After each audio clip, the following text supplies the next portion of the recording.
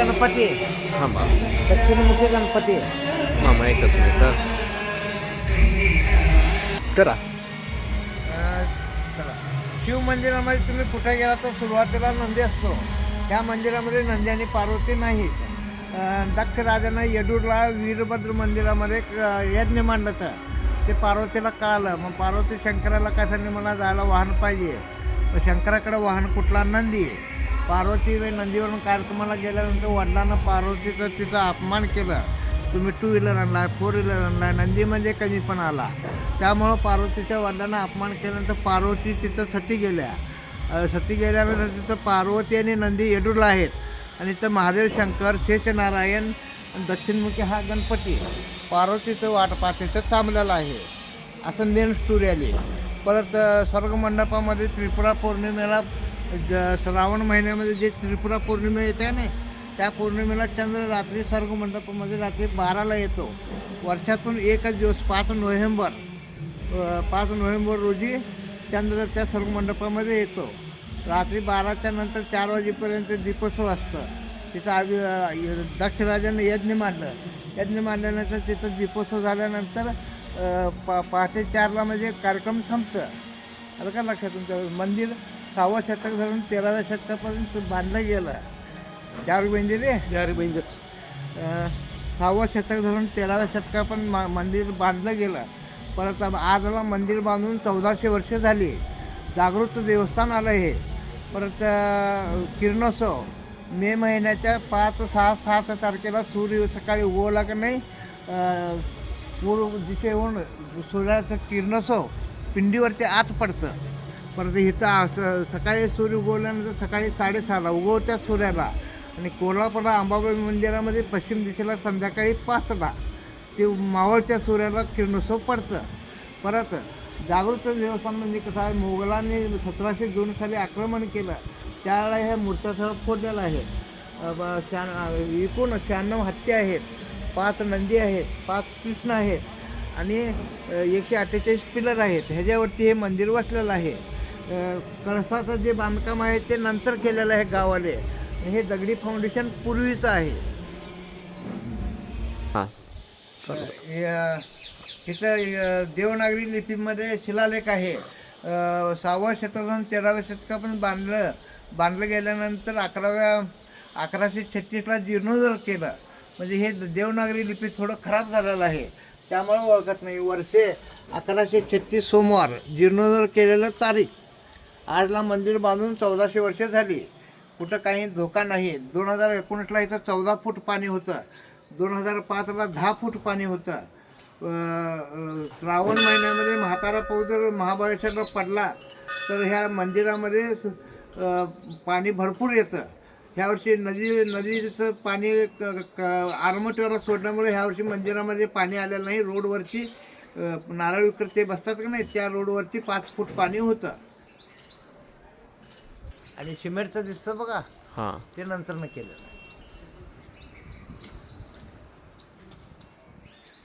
आणि पूर्ण राऊंड सगळे कर्नाटकचे नर्तिक आहेत. काय लक्षात तुमचं. साधू लोकांना जप करण्यासाठी रूम आहे. त्या कमानीच्या वरती ब्रह्मा विष्णू महेश आहे. इकडं शंकर पार्वतीची जोडी आहे. पुढल्या कमानीला ब्रह्मा विष्णू महेश गणपती आहे. त्याच्या पुढल्या कमानीला ब्रह्मा विष्णू महेश महादेव शंकर आहे. आणि ह्या मंदिरामध्ये एकूण 96 हत्ती आहेत, 5 नंदी आहेत, 5 कृष्ण आहेत. त्याच्यावरती हे मंदिर वसलेलं आहे. पूर्ण मंदिरामध्ये 33 कोटी देव आहेत. प्रत्येक म्हणजे हिंदू धर्मामध्ये लिंगायत समाजामध्ये हत्तीला मानतात त्यामुळं हत्तीची मूर्त्या जास्त आहेत. आलं का लक्षात. आणि 2019 साली कोयना म्हणजे आलमट्टीवाल्याचं पाणी अडवल्यामुळे ह्या मंदिरामध्ये 14 फूट पाणी. हां हा 5वा नंदी. नंदीवरती शंकर पार्वतीची जोडी आहे. शंकर पार्वतीच्या लग्नाच्या वेळेचं वरात आहे. वरात महादेव शंकर बघा वरती शंकर पार्वतीची जोडी आहे आणि एक सेवक आहे. चालू करतो बघ. हां चालू. विषकन्या म्हणजे कसा ज्यांना सर्प चावलेला असतं का नाही हां ते विष काढण्यासाठी विषकन्या. हे बघा टोपलीमध्ये साप आहे. हे बघा असं वेढा मारलेला आहे. हे साप ज्यांना साप चावलेला असतं ना ते विष उतरवण्यासाठी विष काढल्या.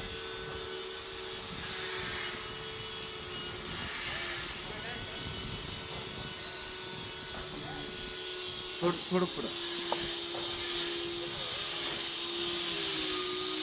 ह्या कमानीवरती ब्रह्मा विष्णू महेश आहेत. तिकडल्या साईडला गणपती आहे. गणपती आहे इकडल्या साईडला.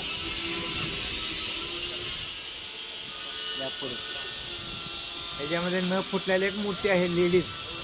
हे बघा त्या आतमध्ये डोक्याला असं हात ठेवलेला आहे बघा.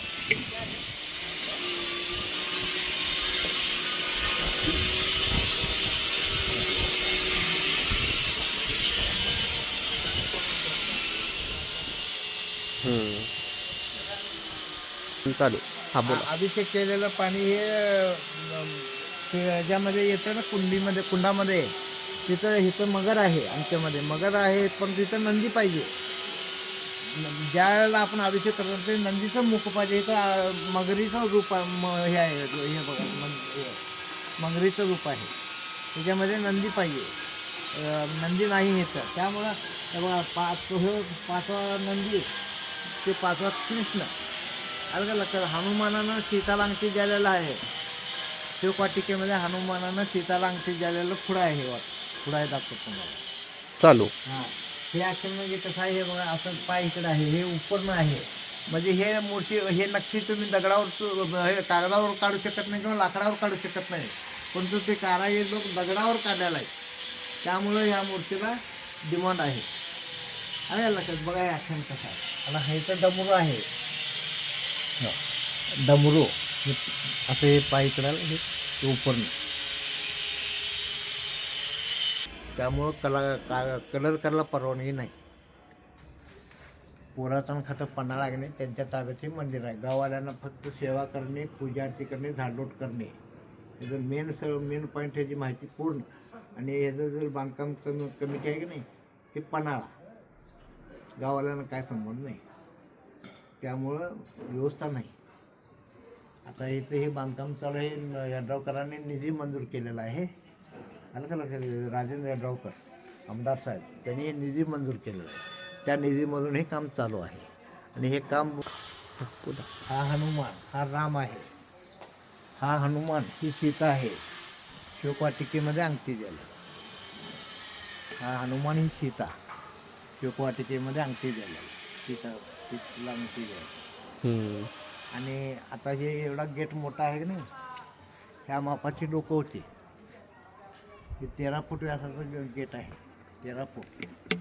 आता आपली उंची किती 5 फूट 6 फूट 7 फूट पण ते 13 फूट उंचीचे लोक होते बांधणारे. चालुक्य राजाच्या कारकिर्दीमध्ये हे मंदिर बांधलं गेलं.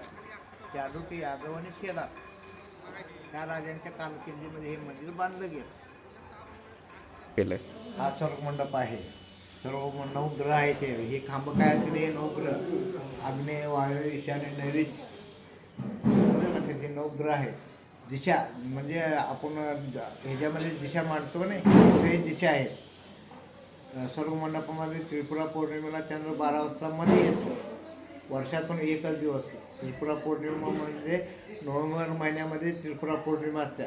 त्या 5 तारखेला चंद्र रात्री 12 वाजता मध्ये येतो. वर्षातून एकच दिवस. पौर्णिमेचा चंद्र कसा निघतो बघा तसंच त्याचा हे निघतो आकार. त्याचे खिडकी कधी थांबा. आणि एका ठिकाणी राहून 3 देवाचं दर्शन होतं. दाखवतो मी तुम्हाला ते. ब्रह्मा विष्णू आणि महेश.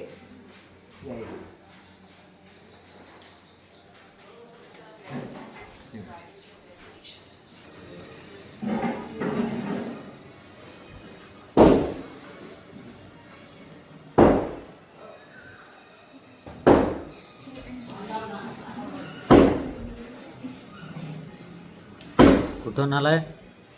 इथनंच आहे कोल्हापूर.